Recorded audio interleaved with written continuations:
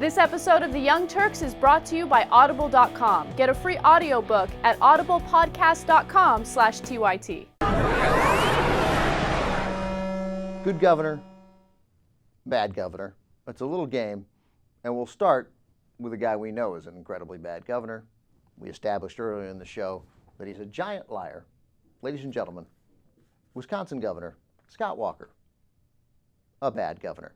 And here's why Wisconsin Governor Scott Walker is a bad governor. He refuses to raise taxes on the wealthy, which would eliminate his, first of all, $137 million budget gap before the fiscal year ends on June 30th, which could be solved easily, but he's decided to solve it on the backs of essentially teachers and other state workers, because that's really the problem, are teachers making $55,000 a year who will then, after working as a teacher for 35 years, retire on a pension of $38,000. You're the problem in Wisconsin. In no way is it the fact that those guys on Wall Street, who we just talked about, lost hundreds and hundreds and hundreds of millions of dollars with an illegal mortgage scheme of Wisconsin's pension money. It's the teacher's fault. And God forbid we're going to pay someone who educated Wisconsin kids for 35 years $38,000 in a pension, which they contributed to, instead of Social Security, which they're not allowed to contribute to. Is their problem. You can't unionize. That's the problem with Wisconsin and the $137 million budget deficit. And they do have a $3.6 billion shortfall over the next 2 years, but could be solved easily, as we've established throughout this program. A lot of ways to solve that, ton of ways to solve that. Put back up the bad governor graphic. The primary way would be to raise taxes on the wealthy, only the wealthiest Wisconsiners, Wisconsinites, Wisconsinables.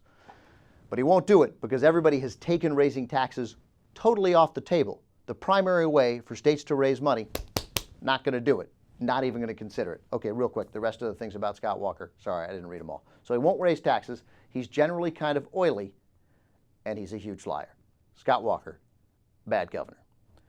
Next up in the bad governor list is, I believe, from the great state of Florida, Rick Scott, new governor from the state of Florida. And Rick Scott, he wants to scrap the corporate income tax completely. We're in a giant financial crisis. Rick Scott, who, by the way, one could argue also belongs in jail. Oh my God.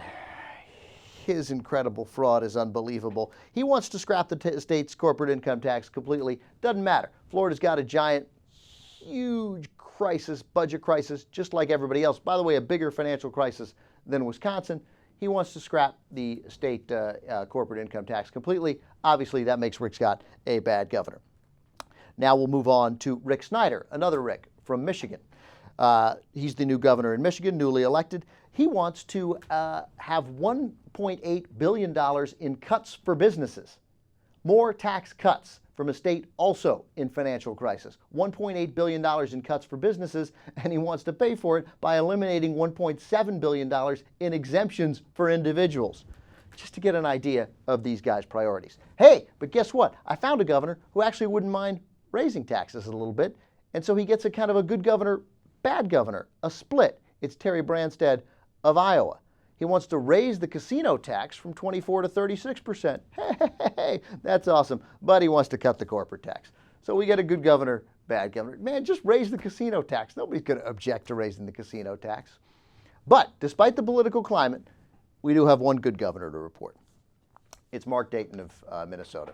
And what do you know? He's a Democrat. And he wants to raise the income tax on the wealthiest couples in Minnesota to 13.95%, going totally against the grain in the system here, in the current political climate, because he says he wants to change the tax code so they're better matched to the residents' ability to pay. Wow. Match it better to the residents' ability to pay? That's crazy talk. And by the way, he only wants to temporarily bring it to 13.95%, again, to solve the current crisis. And in an interesting side note, Wisconsin owes Minnesota a ton of money, and Minnesota, Mark Dayton, would like Scott Walker to pay it. If you don't feel like reading a book and you want to listen to it, all you got to do is go to audible.com and you can download a book onto your iPod or MP3 player. In fact, just the other day, I was listening to 1984, my favorite book. And they have over 75,000 titles to choose from. So you can get a free audiobook if you go to audiblepodcast.com/TYT.